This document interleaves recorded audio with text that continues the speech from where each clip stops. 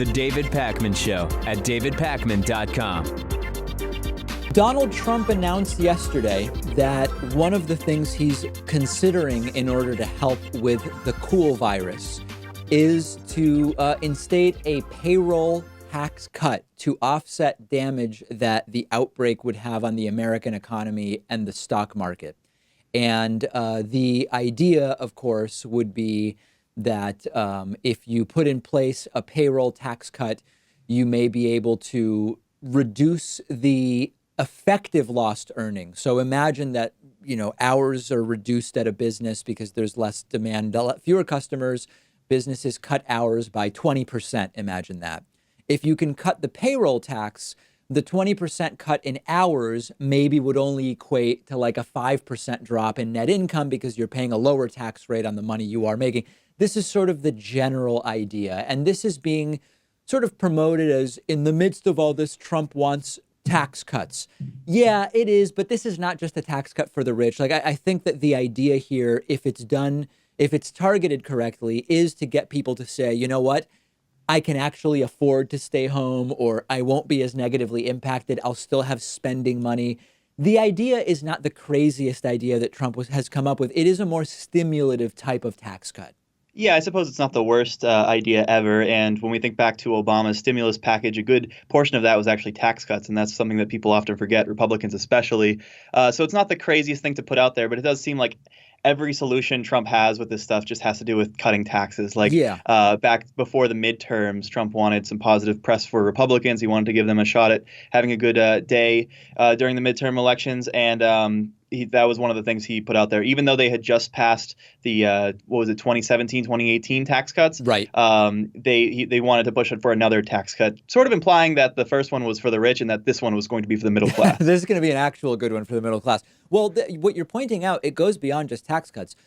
It's always the same tools for Trump, right? I mean, no matter what the situation is, the tools that he considers are tax cuts, building a wall. I mean, we've been seeing that with the cool virus, which is, well, we really need a wall. We used to need it to protect ourselves from violent immigrants. Now we need it to protect ourselves from the virus. So it's always the same tools. Tariffs, when it comes to international, are we putting tariffs on people, geopolitics and trade?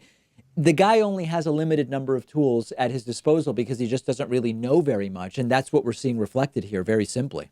Yeah, and yesterday at the press conference before handing over to Mike Pence, he said that we're also talking to the hotel industry, and some places actually will do well and some places probably won't do well. I'm not entirely sure if the hotel industry will do well because of the coronavirus. I guess the idea is maybe people will want to stay sort of like locked into whatever. I don't know. But, it definitely goes to the point that Trump owns hotels. Yes. So he's definitely looking after himself. I mean, when he says that he's talking to people who are in the hotel industry, I think he's just talking to his own head. Listen, I think we need stimulus for golf clubs. There's nothing healthier when there's a virus than being outdoors. Very often when you're on the golf course, you are even 50 feet away from the people that you're playing with because you guys are hitting your balls all over the fairway or even off the fairway.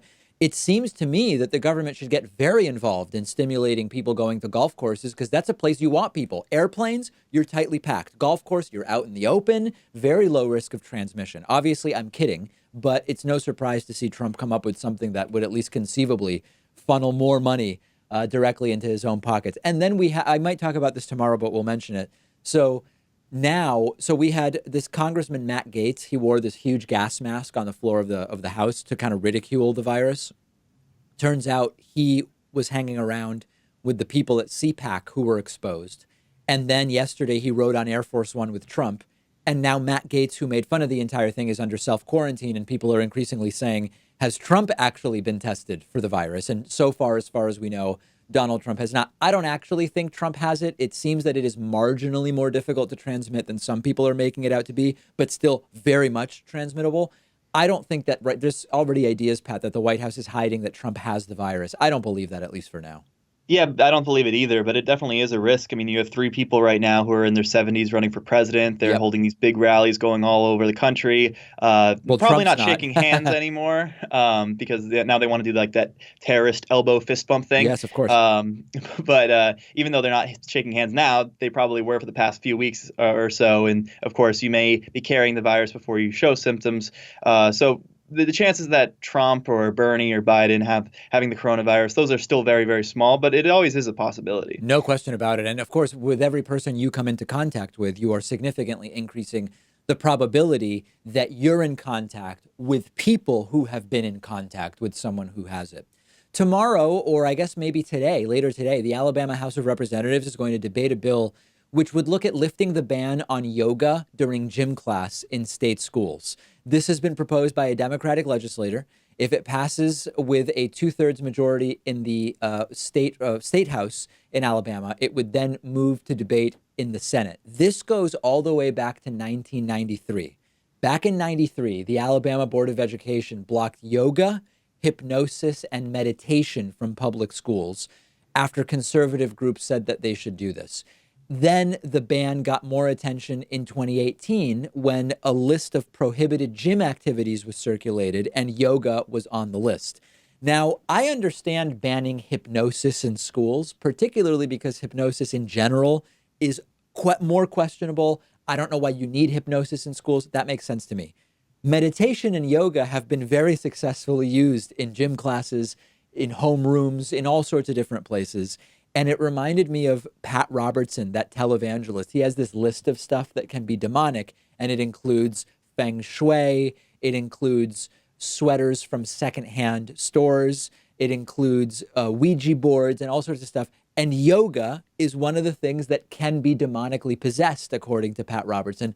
That's what I immediately thought of. And when we researched it and learned the ban goes back to something pushed by conservative groups, zero surprise in my mind. Yeah, with the Pat Robertson thing, is he okay with normal stretching, but if you hold these specific types of poses for too long, then it becomes demonic? Like, at what point does it become demonic? Those are the types of questions we have to ask ourselves. Yoga, if you're stretching in a hot room, that's definitely demonic. And if you have a hipster yoga teacher directing the stretches become yoga and become demonically possessed. Okay, so if the room is 85 degrees and up, demonic, 84 degrees and below, not demonic. Basically. That sounds about right to me. And also, if they bring back yoga into these Alabama schools, they would have to have English names for all of the poses because it would be was just way too scary if we had these foreign names for this stuff. And, of course, like yoga it does have some strong connections to the Hindu religion, but like it's definitely thought of as a secular form of exercise nowadays, right? I mean, maybe Absolutely. when it first got brought to the West, people thought of it as tied to Hinduism inherently, but I don't think there's that association anymore. Not really. I mean, the way it's practiced, other than the names of things, it's become, in some places, it almost is pseudo-religious. I've seen some interesting documentaries about people for whom yoga is almost a pseudo-religious thing. But no, in my mind, it is not a religious practice. Hey, here's some interesting news. Remember that guy, Steve Bullock, who ran for the Democratic presidential nomination a few months ago? He's the governor of Montana. Most of us have completely forgotten about him. I think he was polling like 0.3 at his peak, maybe a little bit more. He has made the decision to run for the Senate in Montana, trying to unseat Republican Senator Steve Daines. And I think this is a great idea. It may not work, but Bullock is already governor. He has some, I guess, additional recognition because he ran for president, even though the campaign didn't go particularly well. I talked about Beto getting back down to Texas and running against not Ted Cruz. John Cornyn. John Cornyn. Yes, I was thinking Jeremy Corbyn, but it's John Cornyn. Very similar name. That could be something Beto could consider. I think it's probably too late now.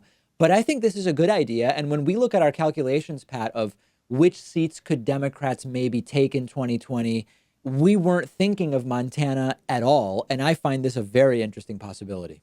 Yeah, and Montana still is a red state, but they currently have that Democratic governor in Steve Bullock, of course, and they also have a Democratic senator right now in John Tester, who was actually just reelected in 2018. So it's not inconceivable that Bullock can win the Senate race there and that Montana will go blue. And yeah, that would be one of the states that we pick up that would, maybe get us towards a majority. I think you also need to pick up maybe 3 or 4 more states, assuming you lose Alabama, which we probably will. Yeah. And we've been talking about this over the past couple of years, actually. It looks like the states would be Maine, with defeating Susan Collins, Arizona defeating Martha McSally. Yep. Colorado, there's a good chance that we defeat Cory Gardner because that state has gotten more and more blue. And Tom Tillis is also vulnerable in North Carolina. I don't think you have to sweep all of those, but I think if you get like maybe 4 out of 5, then you take back the Senate. And that also depends on if you have the presidency or not. The argument that's a tiebreaker. In Montana is, even though it is a red state, Bullock has overseen low unemployment in Montana. He has seen a growing economy. He has expanded Medicaid. He reversed the state's campaign finance laws to just make the reporting requirements stricter by political committees, by PACs. So he's done things that are relatively popular and have a moderately large appeal. He has a case to run on. I don't know how the average Republican voter in Montana would react to this, but it seems like as good a shot as there is for someone who wants to enter at this point. Yeah, I mean, I'm certainly to the left in my politics of Steve Bullock. Sure. But, if you're trying to get a red state to turn blue, there's a case to be made that you don't want to go too far left because then the Republicans probably just going to end up winning. I mean, I guess there's this idea that you can sort of excite the base and bring out people who normally don't vote and progressives and young people out to the polls. But unfortunately, in this election cycle, as we've seen from the states that have voted so far, young people aren't turning out to vote. The progressive base isn't really turning out to vote that much.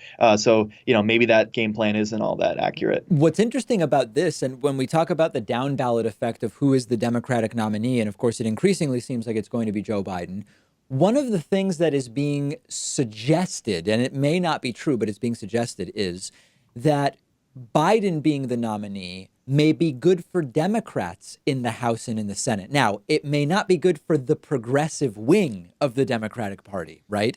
But the idea is that even the Steve Bullock race, he may be boosted because he is sort of the same ilk as Joe Biden. If there's momentum behind someone like Biden, and just because Biden's the nominee doesn't mean there will be momentum, but he would be the nominee.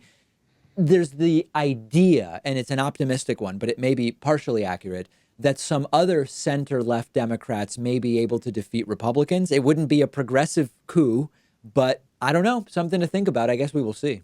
Yeah, and it's an idea that I used to shrug off, but now I think we have to take it more seriously, just seeing how this race is shaping out. I think that could be the more accurate assessment. And yeah, I mean, man, when we were thinking about the possibility of a Bernie presidency, which seemed so much more likely a month ago or even 2 weeks ago. Well, listen, I thought a Bernie nomination was more likely. I've always been skeptical that either Democratic, whoever's the Democrat is going to beat Trump.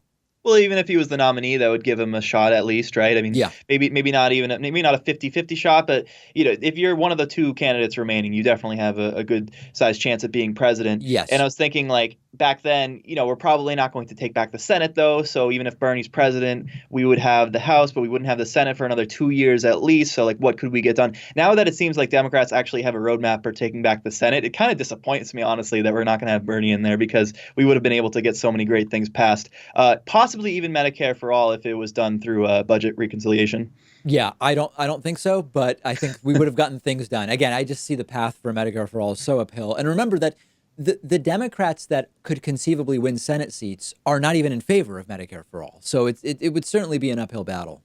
Yeah, I mean, it would require sort of changing the narrative. It would require President Bernie Sanders coming in with this big mandate and, having to sort of whip everyone into place in the Democratic Party. And you remember back a few years ago when it was more of just an idea, there were a lot of Democrats signing up for Medicare for all, and they've only since then gone against it. So, it was never the most likely scenario, but there was always a glimmer of hope for it. And unfortunately, it looks like after tonight, all hope of that may be gone. No doubt. It was something to fight for at minimum and to use as a starting negotiation point, if nothing else.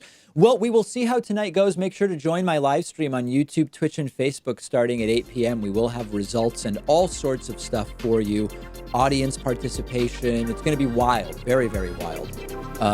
And I will see you then or otherwise on tomorrow's program. The David Pakman Show at davidpakman.com.